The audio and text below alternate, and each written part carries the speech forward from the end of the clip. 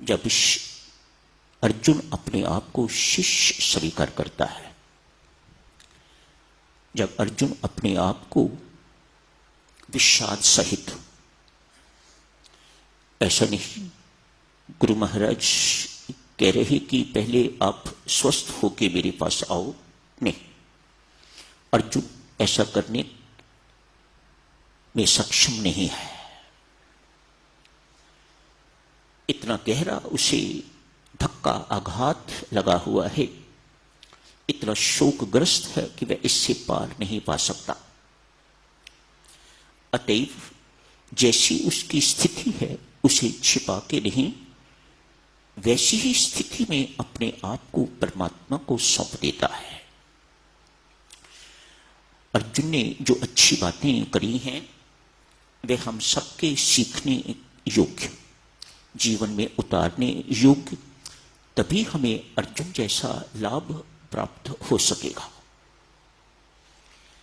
अर्जुन ने अपने विषाद को परमात्मा के साथ जोड़ दिया है और भगवान ने उसे विषाद योग बना दिया है।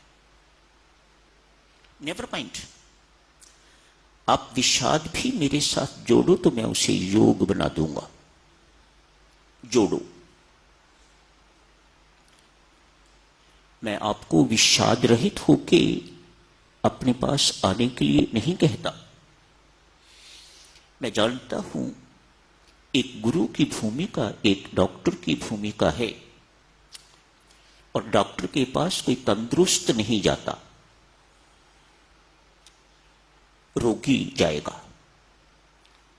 जो तंदुरुस्त है वह डॉक्टर के पास क्या करने जाएगा, वह हॉस्पिटल क्यों जाएगा, उसे क्या जरूरत है जाने की। मत ऐसा चाहिएगा, पहले हम अच्छे हो जाएं तो फिर परमात्मा की चरण शरण में जाएंगे। बहुत देर हो जाएगी, समुद्र की लहरें उठनी बंद हो जाएंगी, तब हम स्नान करेंगे तो जन्म जन्मांतर युग युगांतर आप कभी स्नान नहीं कर पाओगे। इसलिए समुद्र जैसा है आप वैसे ही उसमें कूदिएगा तो स्नान करके निकलिएगा। अर्जुन ने अपने जीवन रथ की डोरी भगवान को सौंप दी है। जो जो बातें अर्जुन ने करी हैं इस लाभ की प्राप्ति के लिए मेहरबानी करके उन्हें ध्यान दीजिएगा उन पर। एक तो उसने अब शिष्यत्व स्वीकार कर लिया है, मैं आपका शिष्य, आप मेरे गुरु महाराज।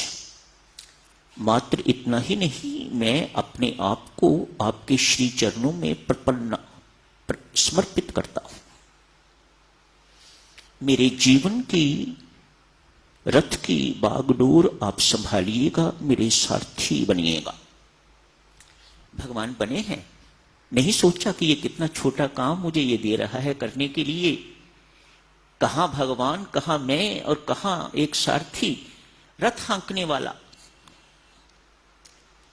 लेकिन चूंकि अर्जुन समर्पित हो चुका हुआ है और समर्पित के लिए हर कुछ करना मेरा वर्ध है, मेरा प्रण है, इसलिए अर्जुन मैं तेरे जीवन रथ की बागडोर संभालने के लिए तैयार हूं।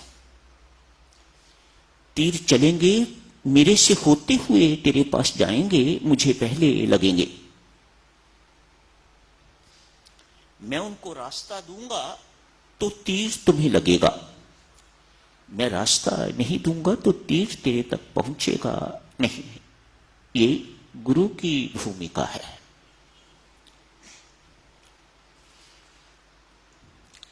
आगे बहुत कुछ होता है, साधक सुनो, आप पढ़ेंगे अंत में क्या कहता है पार्थ। गीता पाठ से पहले क्या था, गीता श्रवण से पहले क्या था, सुनने के बाद क्या कहता है। हे अविनाशिन, तेरी कृपा से मेरा मोह नष्ट हो गया है। एक पाठ, हमने ना जाने कितने पाठ किए हैं, लेकिन मोह नित्य प्रति बढ़ता जा रहा है। क्यों माता? है ना, ये मोह बढ़ता जा रहा है। पुत्र के प्रति, पौत्रों के प्रति, पौत्रियों के प्रति ये कहीं घटने का नाम ही नहीं ले रहा। अर्जुन हम सबके सामने, सारे संसार के सामने घोषणा करता है, ये कोई छोटी बात नहीं। संसार को काट मारिएगा, वह परमात्मा के सामने घोषणा करता है, जिसके सामने कोई झूठ नहीं बोल सकता। उसके सामने कहता है, हे अविनाशिन, तेरी कृपा से मेरा मोह नष्ट हो गया है। मैं शोकग्रस्त था, इस वक्त शोक रहित हो गया। मेरे संशय छिन्न भिन्न हो गए हैं। मेरे मन में किसी प्रकार का कोई संदेह नहीं है अब। No doubts at all. मैं तेरी आज्ञा का पालन करूंगा अक्षरशः। मेरी बुद्धि ठीक हो गई है। मैंने स्मृति प्राप्त कर ली है।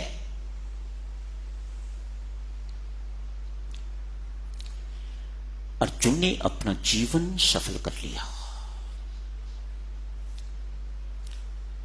अर्जुन को खड़ा हुआ देख के, युद्ध करने को तैयार, सब कुछ छोड़ चुका हुआ, फिर धनुष बाण हाथ में ले लिया है और युद्ध करने के लिए तैयार देख के तो संजय अपना मत प्रकट करता है। राजन, धृतराष्ट्र को संजय सारा हाल सुना रहा है। अंतिम श्लोक, हे राजन, जहां योगेश्वर श्री कृष्ण है और धनुर्धारी अर्जुन धनुर्हीन नहीं, धनुर्धारी अर्जुन मानो जहां परमेश्वर कृपा है, जहां शास्त्र अनुसार चलने वाला पुरुषार्थी अर्जुन है, वहीं श्री, वहीं विजय, वहीं समृद्धि, वहीं नीति, वहीं सफलता, सब कुछ वहीं, वहीं ऐश्वर्य, वहीं वैभव, वही विकास। अपना मत संजय प्रकट करता है, हम सबको संदेश देता है। सुनो, जहां परमेश्वर की कृपा है, शास्त्र है, ज्ञान, गीता ज्ञान, शास्त्र, और शास्त्र अनुकूल चलने वाला अर्जुन है। तीन बातें, अधिक ना सही, इन तीन बातों को याद रखें हम। जहां परमेश्वर की कृपा है, जहां शास्त्र है और शास्त्र अनुकूल